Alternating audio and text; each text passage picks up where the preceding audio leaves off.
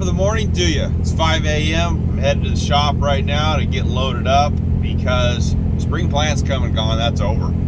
It's time to spray rice. Got to get weeds under control, weeds killed, get rid of the weeds, and get that crop off to a good healthy start without being crowded by, like I said, a bunch of competing weeds. And so that's what we're doing. We're going to get the New Holland T5060 loaded up on the custom trailer and get the old 3-axle hooked up to the other truck and go lay on some liquid death. This trailer, this is about as purpose built as it gets. This trailer has one purpose and one purpose only. That's to pull that big sucker right there. Because of the steel wheels, these suckers are narrow. Look how narrow these are. They're and that's to slice through the mud and get down to something hard, or at least because they're on a wedge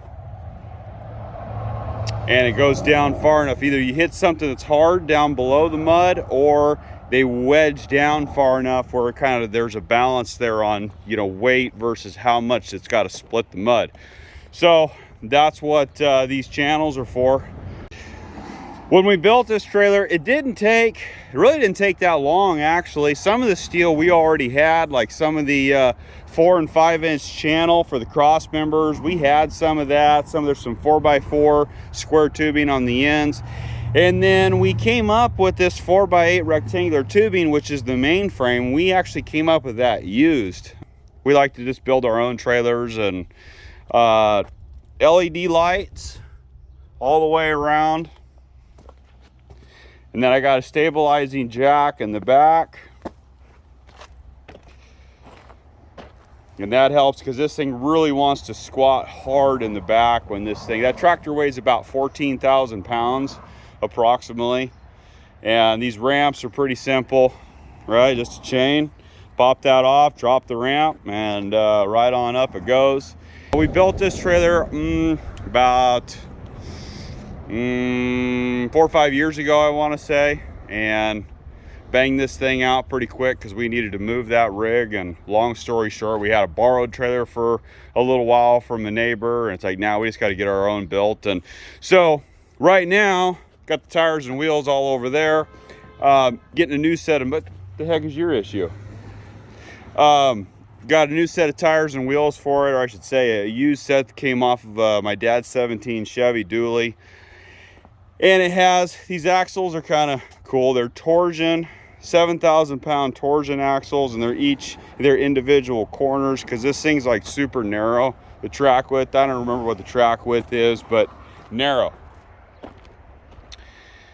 So it's not like a 75 mile an hour, you know, set to cruise control kind of setup, but it's not bad. I mean, actually, for how narrow it is, it goes down some of these crappy rural roads.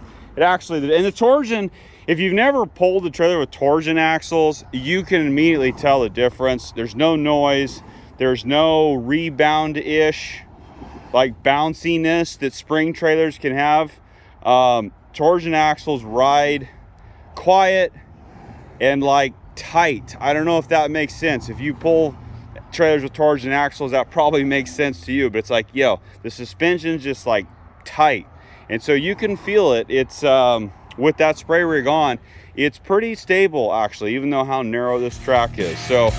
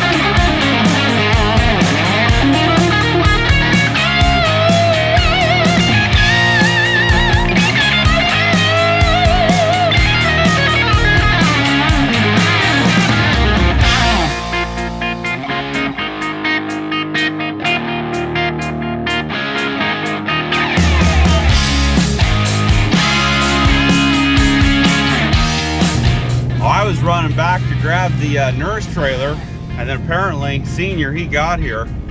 Here he comes. Oh, he's got the Chevy. Oh, I said, hey, I need the shovel. Bring the shovel down here with you. He brings the Chevy. But I kind of have to admit, actually, that's a 17 Duramax. It's actually a pretty smooth machine. But you didn't hear that from me.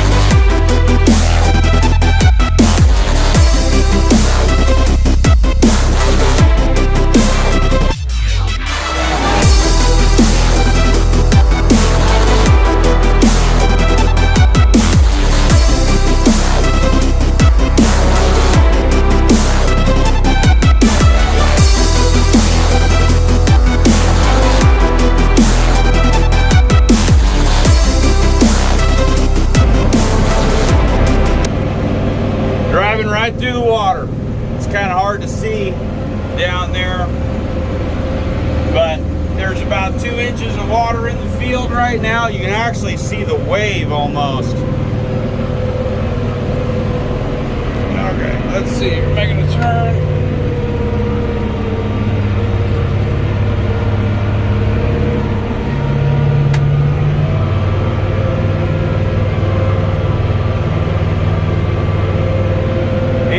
Nice little cocktail weeds out here. We've got some watergrass, we've got some arrowhead, a little bit of duck salad, all mixed in there. But got to get these weeds under control so that the rice can really flourish and grow and stool out and make ourselves a crop. So this tractor is 105 horsepower, and depending on where, it takes every bit of that to push these steel wheels through the mud and the water. And let's see here, we're scooting along about 4.7 approximately miles an hour, and we're putting out 20 gallons an acre, and we're laying it on.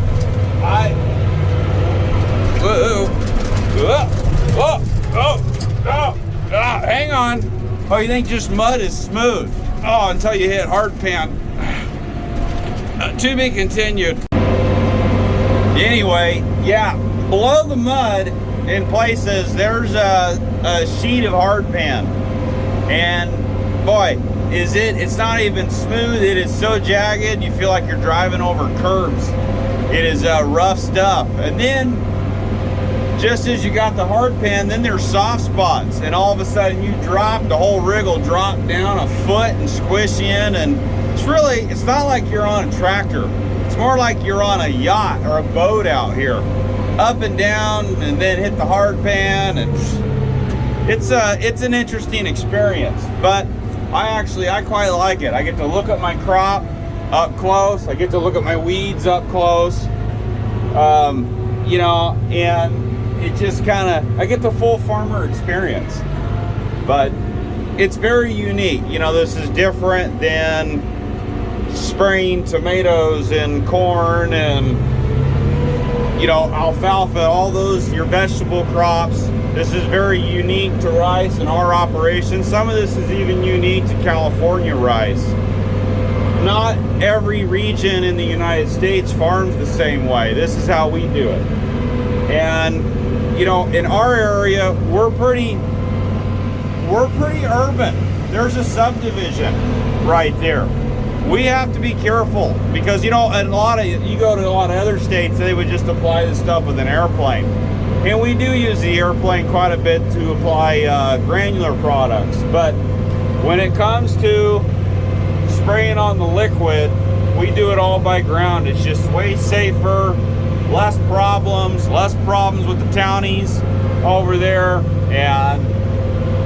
and you get a better job. That's the other thing. You get a more even, uniform job, and it just works out better.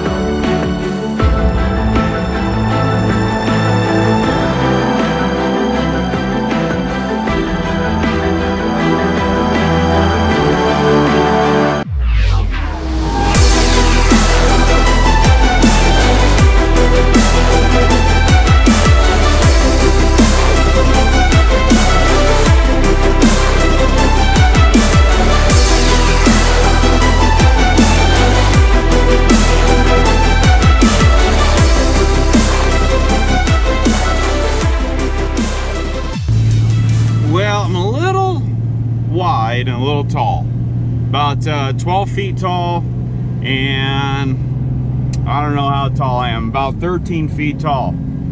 I gotta watch out that no low-hanging wires or anything like that. I gotta keep my eyes peeled, but all in all, it's a little funky pulling this thing, but not too bad. This is definitely, I don't pull a lot of heavy stuff, bumper pull, conventional tow, but this and most of the stuff that I do is pretty light.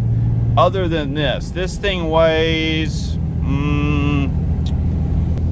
it weighs, I want to say, probably about 17,000 pounds back there approximately. I think the tractor's around 14 as it sits. It might be more like 18 total. That trailer probably weighs about 3. Is that tractor's probably all of 14, so it's a little heavy. My new truck, might be wondering, where's the 22? Well, you got the 04. One thing is, I knew as soon as I put that North Star SD on that new truck and I looked at the rear hitch on how low it was, well, that's going to be a problem with this right here. And I don't know, I need to look at different hitches and see what some options are, but trying to run it inverted or flipped upside down. But the hitch on the tongue on this trailer is pretty tall, so like I run no drop at all on this truck to hook up to it, and this hitch is fairly high. So that was the issue of I didn't really feel comfortable trying to flip a hitch upside down. And like I said, I might have to look in to see what some aftermarket options are on some good hitches where you can run either you know, drop or rise, one of the two. So for now though, 18,000 pounds for the old 04, not a sweat. This truck's actually working out pretty good, man. I got 62,500 miles on it now.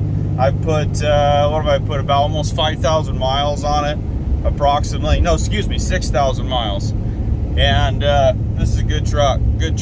Still got stock clutch. It's hanging together with a 90 horse tune on Smarty. But so I'm gonna head out here. I got to get this tractor dropped off and unloaded. It is 100 degrees basically. Finished spraying this morning. Got to start on the next field tomorrow. So if you enjoyed this video, please hit the like button, and definitely please hit that subscribe button. We're chasing 1,000. See you on the next one.